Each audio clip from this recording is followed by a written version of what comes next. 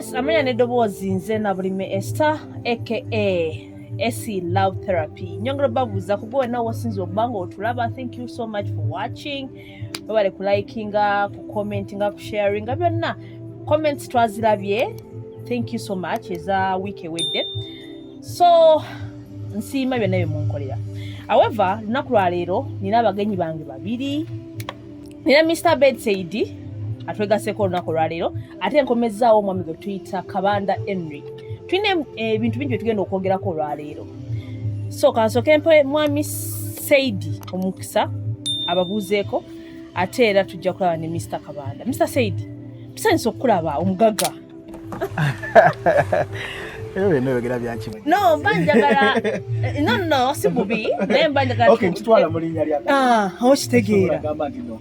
Sijja kukitwala okutwaliza awamu ndi wano amanya n'eddoboozi mpitibalumu ABED SAIDI nga mwannyinaze bwagambye sanyuse nnyo kubanga ate tuddamu nate kabanga kanene no twebuzeeko mwannyinaze naye nga emirimu giba gitusombuwa naye nga okutwaliza awamu sanyuse nnyo kubanga mbeerako wano mugyebaleko bamikwano kansuubire obulamu bulungi bitambula bitya omanyi ennaku zino ha January kyatukola January ekisogera ddala January alimu omusana. Omusana guli gwaka tekoma kwaka wano ne gwaka ne mu nsawo ate nga bwetotegekera school fees. So anyway, Mr. Kabanda Henry tubuuzeeko. Neyanziza nnyo mwannyinaze esi okumpa omukisa guno ate okukomawo ku the a talk with AC. Yes. So amanya n'eddoboozi nze Kabanda Henry aka Makaradit. Abami bano nno babeerako nnyo ku TikTok. Kyemanyi Mr. ABED mulaba. Yes, bonna sirese bantu bapya wano. Tuze tumulabanga ne ku YouTube abadde abeerako wano. So ne Mr. Makaradit. So leero by the way nga tunagenda nnyo ku mulango omanyi abantu batumanyiridde nnyo okubeera nga twogera ku love mukwano ebintu ng'ebyo life. Naye weekend ewedde kubanga leero ewedde tubadde tulina kye tuyita airport saga. Kali fena tubayibayo wano fena tukozesa social media Facebook, TikTok tukozesa social media. Zo comment wazifunye airport saga ogyogerako ki? Abantu airport saga kiki? By the way mwena juzi twakulabako Mr. mutegeere embeera eno. Bituufu oba ekintu ekyo esi kituufu nnyo. Entebbe eyo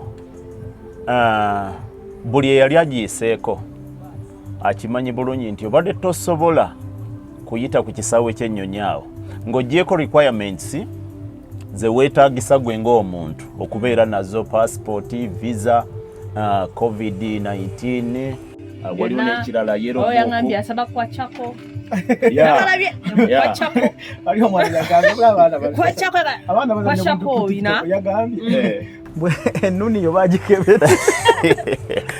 So kakati esi ebyo byonna nga ne bw'oba nabyo nga bimanyiddwa nti bye byetaagisa wali oyitewo nga tokyasobola kuyitawo bw'oba toyinaamu ky'ojja mu miro bw'oba toyina mitwalo 3 mitwalo 4 nali nziwaddeko n'abaana abamu n'esente zibazitwala wanga nnyingi kubanga abantu bakozesa airport eyo nga bangi. Actually bw'oba weegendereza nze ngenda kwogerako on the other side of the story. Nina ekintu kye njagala okubuuza mu ese. Bw'osuubidde omuntu asobola okukola ekintu eky'obumenyi bw'amateeka okumala ebbanga naye nga talina amugambako. Tugenda kunenya nnyo abantu abakozi b'oku airport bano naye nga bagenda kutwalibwanga oba tuyitenga ndowooza akatimba akasooka. Naye twagala nnyo okutuuka bwe banti gavumenti yakutuyamba tutuuke paka akasengeja kano bwe kasengeja juyisa onaalagawa otegedde bulungi. Akasengeja tugenda kakurashinga tukakunyekunya olw'okuba nti kekasengeja tiyakujjako sente. Actually omuntu ono sente zino bwazikuŋŋaanya okumala ekiseera ziragawa. That is ekimpawo okulowooza nti kizo baganda abantu bano sente bazikuŋŋaanya naye balina gye zikwata gye ziraga. Bagenda kufiira mu kifaananyi ng'ensekere bamu bagenda bago bamu bagenda kukola ki naye nga ekituufu singa tetunoonyereza ani sente gye ziraga n'anaddawo banga bano bagamba batugambye nti babawumuza batugambye nti simanyi bazeeyo mu kyalo byonna babitugambye naye nze sijja gamba nnyo nga we mmanyi Uganda yaffe kiyinza kukolako kaseera buseera kiri automatic nti naanaddako bajja kujja bamusomeremu kyekiriwo era bwe batosobola kukola ekyo kye bagamba kitegeeza ojja kuba tojja kusobola kukola ki kukolawo so gavumenti erina okutuyamba abaana ba yakutuyamba naye ntwala omukisa guno okwebaza nnyo abaana ba social media ekyamazima eddoboozi lyetwasigaza bakoze ekiriyo waliwo sarake sirabangako nsonga ejja nga ffenna tukwatiza wamu nga teyawudde kibiina teyawudde myaka teyawudde mu ki nga buli omu social media emukola ki emukwatako ng'ensonga eyo emukwatako ntulaba ne bamafiina ng'avuddeyo twalabe the queen ng'avuddeyo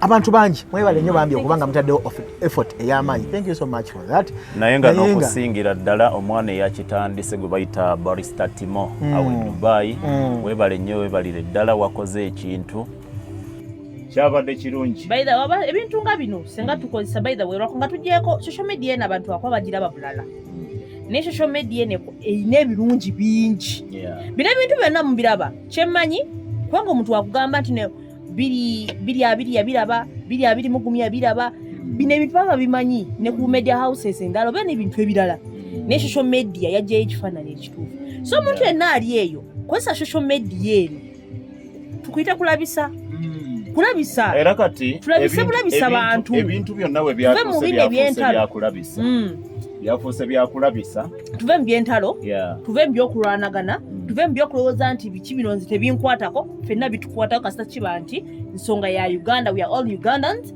we have to talk about these things okay so guys tukozese social media in the right way tukole ebintu nga bino in the right way okusinga okubeera ku social media n'ovuma oli so bw'okireeta bw'oleeta omulamu wange ogwo nga buli omu gumukwatako nga ne society gwina gye gugitwala I think kibeera kya mulembe lwakuba nze still ku nsonga eyo ninamu obutali bumativu bwe nafunyemu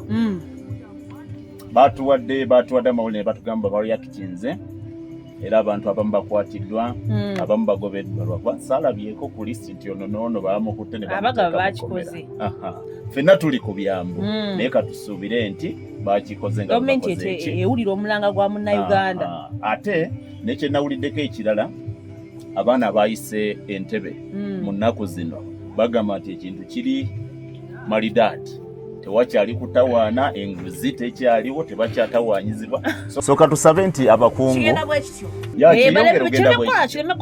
ebya Uganda tubimanyi ekintu bayinza okikolako omwezi nakaseera so bakiteeke mu nkola waliwo ebintu bingi byetujja tulaba nga bikolako katono waliwo babadde batugirawo ebiddo ku nguudo ku makubo ng'ogwo nga checkpoints ezisinga baziggyako naye waayitawo kaseera mpawe kaaga eziddako kale n'olw'ensonga eyo tusaba bwekibanga system bwetandise nti tuyinza okulaba nga at least ebimu bitereera mulimu kasente okay omuntu ajjenga ng'amanyi nti nina kino na kino na kino tali kuddamu okusumbuyibwa kubanga kyandibadde singa at least nze nali ndowooza Kabanda singa abantu bano baali bagamba nti airport clearance mitwalo 5 omuntu najjanga nazo akoze eki nga yeetegese nga sente azirina okusinga okujja otume omwana w'abandi atunze buli kimu amabanja yeewoze agenda kukola ate omumisinze flight kuba olaba Mr. ABED abaana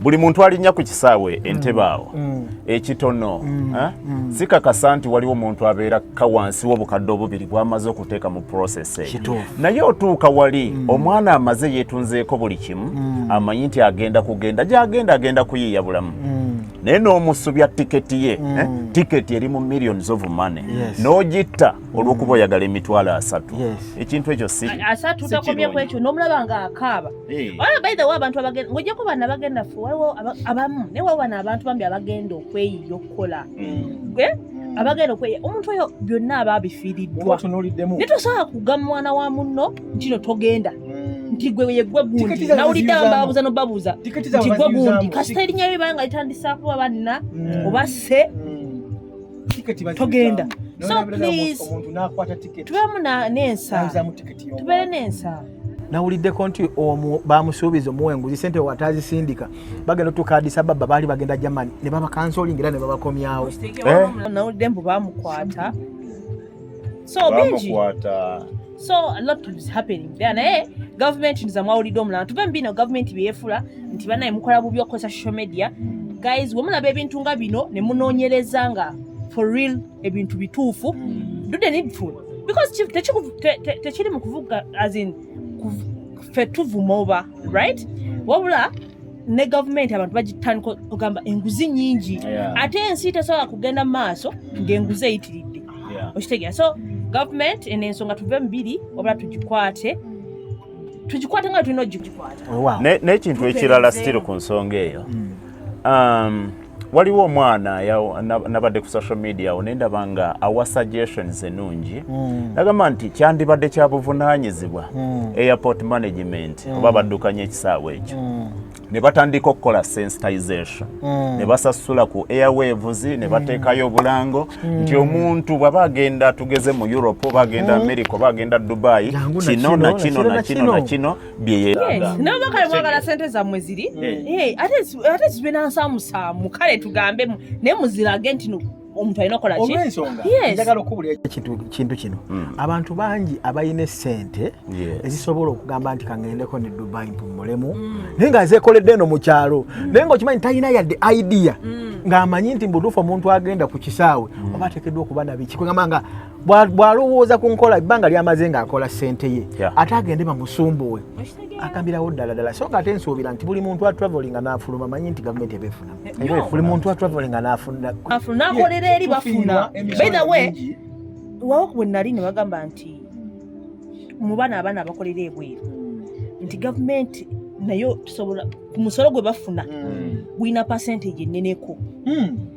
anti kakati omwana asindika sente akakadde omwana asindika sente oba kakadde namamujjako nayo giba 8,000 oba 10 otegedde bulungi in fact kyewawulira waliwo report gye bakola ne bagamba nti bwe batunuulira sente abantu bano abali ebweru be basinga okucontributing ekinene ku Uganda economy sente ze bayingiza wano mu ggwanga zikola kinene nnyo so gavumenti bw'etabalowoozaako mu ngeri bwetyo ne baterereza services ne ka customer care by the way katerere ku kisaawe kyekintu ekisinga okunnuma muntu waawa kubanga gavumenti gwe ng'omuntu gwe customer waayo kubanga gw'ovaako omusolo gwokola ki gwefunako nabo kusobola okuŋŋaanya naye muntu waawa atawa kitiibwa customer we muntu waawa atawa kitiibwa bosi we because singa bannayuganda salon ne twekalakasa ne tugamba nti amaduuka katugaggale petrol stations amafuta tetujja kuzivuga within 2 days so okulaba nti economy ekola ki eddiriramuko ne muntu waawa gwe nga tosobola kuwa kitiibwa bosi wo kubanga nze sente nze nkaleeta at least wandibaddengawo engeri ennungi gye bakolamu okuba nti customer wo kwata buki bulungi afune service naye olinajja wamaze okusasula visa omwana alina ticket omwana buli kimu akiina erinnya teryaterera does that really make sense ate ng'akugamba erinnya teryaterera naye nga wa immigration ne passport eno bagikola ne bagikuwa kyewunyisa ebintu ng'ebyo tusaba biterezebwe naye nga efforts zibaddewo tuzirabye omukyalo oyo yavuddeyo omukyalo oyo abamu kubakulira ekisaawe n'alambika bulungi n'atugamba nti abaana era abantu by the way tekyamaze nagenze maaso n'endaba n'abantu nga nasaga emaze okubaawo boogedde CAA yawandiisa ekiwandiiko bannayuganda abagamba nti tekimala ebyabadde bingi nga tonnagenda ku ekyo kuba nze omu ku bannayuganda ababaddewo complaininga ku ekyo document yafulumye cause bavuddeyo ne bagamba nti okay taamu zezo gundi zonna bazitaminze nga regrettable baregretting olw'ebyo bibadde bikola ki bigenda mu maaso naye toyinza kukakasa munnayuganda abadde ayita ku kisaawe awo nti ekintu kibadde kyapeninga for all that long nga tebakimanyiiko tekisoboka ekyo tekisoboka kano kena kugambye Kabanda nti embeera eri emu gye balina okukola banaaba tuli bakuyambibwa tusooke tumanye sente zino zibadde ziragawa kubanga ono yakuŋŋaanya tajja kulekayo kuŋŋaanya singa oba tojja ewazimutuma ate osanga ng'azimutuma alina kuba mukama we. Kati bwe kiba nga oda eva mu bakulu sitiiru bino tuyinza okuba nga twogerako biki yogera naye tulaba nga tusazeewo nga twekubidde enduulu. Ekyamazima kye nategedde nti social media erina amaanyi. Buli wooli kuba enduulu kibatuukako. Buli ekyamazima era nze ngamba olutalo lwagguddwawo buli awali ekituli wonna twamaze okutegeera kye tulina okukozesa. Tugulewo abatanaba kugulawo mitimbagano muguleewo, okay? Tugikozese mu ngeri entuufu. Kola bintu nga bino osegira tulekerawo ebyokwevuma tukole tulabe nga tutaasa ensi yaffe era olaba kano kacyenji koka era kaba kalungi nnyo. Omuntu emitwalo 3 geyandibadde awaayo ajja kugaleeta, ajja kugateeka, ajja kugateeka mu dduuka, n'omukozi w'omu dduuka ajja kuzijja mu dduuka, ajja kujja omuwala w'omu dduuka ajja kujja agula olugoye ese sente zibeere mu saturation. Ekintu ekirungi kyonna buli sente bwe zitabeera mu saturation nga zirina awantu amu we ziraga tusanga okunyigirizibwa kungi nnyo because bannaffe abo bate sente baba bazikuŋŋaanya tebatereka ntereke bwajja ku mwana emitwalo 3 ate yagateka kwa akawunti so ng'omwana emitwalo gana 3 ekali yabadde agenda gatereka abadde agayita mu saturation. Kitegeeza nti sente zitugenderako mu saturation naye nga zigenda mu bantu abatono abazikuŋŋaanya. Okitegedde bulungi abatazita kitegeeza nti tujja kwongera okunyigirizibwa nnyo buli awali enguzi wonna bw'oba olaba nga ekituufu ng'omuntu alina proper documents kubanga nakino tukyogereko ese tetwagala muntu ajja atolusinga ebintu ebimu ebyetaagisa tabirina. Make sure oyina rightful documents. Anti kati Mr. Abed kyekyo kye twayogeddeko nti basensitizinga abaki abantu omuntu agenda okuva ewaka ng'amanyi nti ngenda Europe nina kubeera na kino nina kuba n'ebbaluwa ya kolera nina kuba n'ebbaluwa ya covid nina kuba ne hepatitis HIV byonna. Bw'oba omanyi nti kuliko ekibulako tuli ebbaluwa ya LC n'eyajjajjaawo naye kisinga okuleeta obuzibu omwana atuuse ku airport mumusaba ebintu byamanyi birala mumugamba ng'akiwulira mulundi gusooka so obuzibu bwe buva ne mutandika okuteekamu ebyenguzi. Anyway ndowooza mukitegedde tugezeeko okukozesa social media mu ngeri entuufu tukole ebintu nga bino tujja kuyambibwa.